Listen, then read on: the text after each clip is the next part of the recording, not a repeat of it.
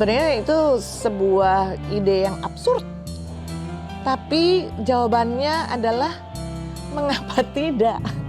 Mereka tidak usah bilang, senang sekali gitu. Tapi dari senyum lebar mereka, itu sesuatu pengalaman yang gak bisa dibeli pakai uang. Ya elah, cuma nonton 1 jam film dokumenter, apa sih yang didapat? Oh bukan itu. Bukan cuma sekedar untuk penggemar Kus Plus dan Kus Bersaudara loh.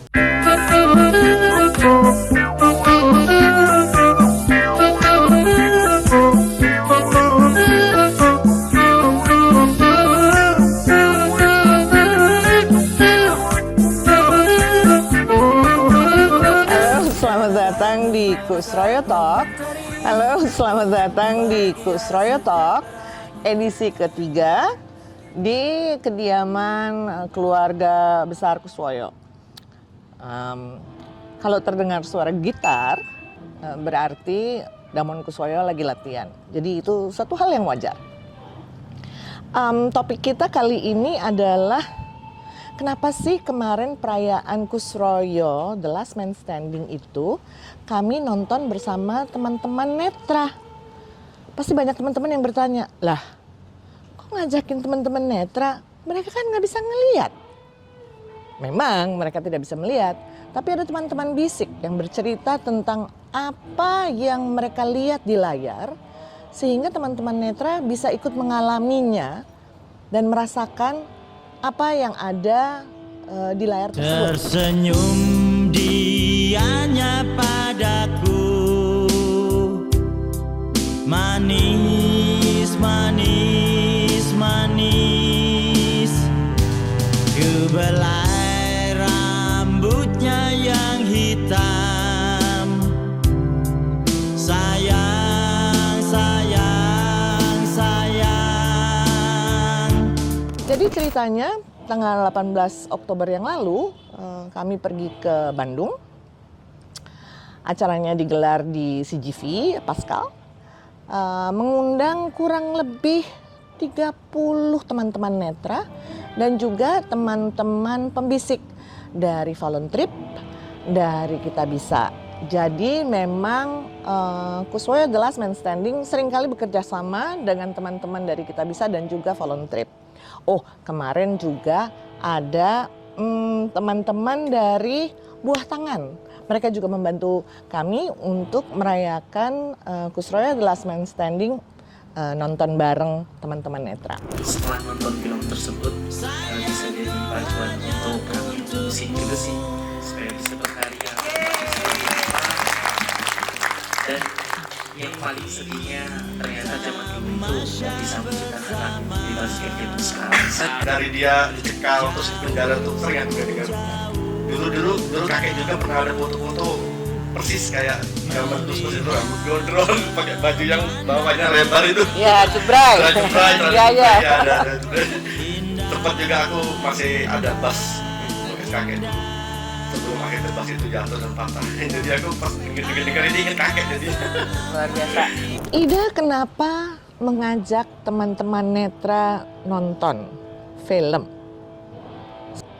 Tapi jawabannya adalah mengapa tidak?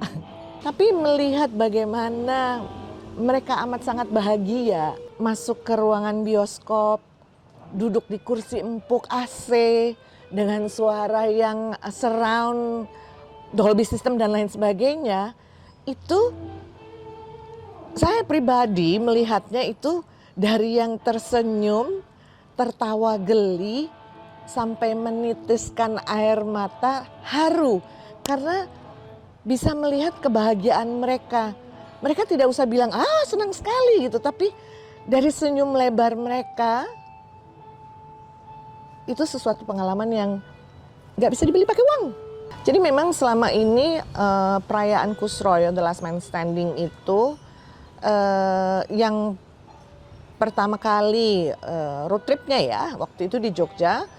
Kami juga mengundang seniman-seniman jalanan untuk ikut nonton. Dan ternyata yang hadir bukan cuma seniman jalanan gitu. Seniman papan atas juga banyak yang hadir.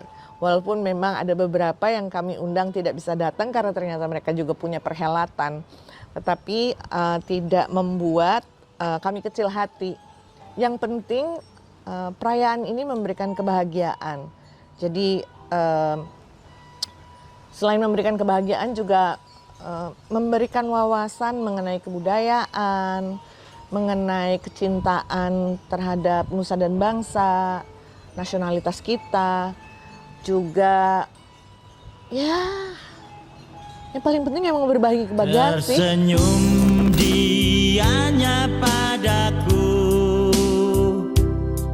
manis, manis, manis. Ku belai rambutnya yang hitam. Sayang, sayang, sayang.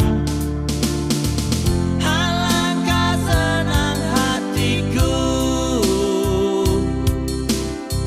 bila ku dekat denganmu. Kami, tim dari Kusroyo, The Last Man Standing, itu akan tetap terus semangat. Walaupun mungkin banyak orang yang bilang bahwa ya elah cuma nonton 1 jam film dokumenter gitu. Apa sih yang didapat? Oh bukan itu. Selain tadi saya sudah bilang bahwa kita membagi kebahagiaan. Kenapa saya berharap film ini jalan terus? Karena memang ada unsur edukasinya juga di situ.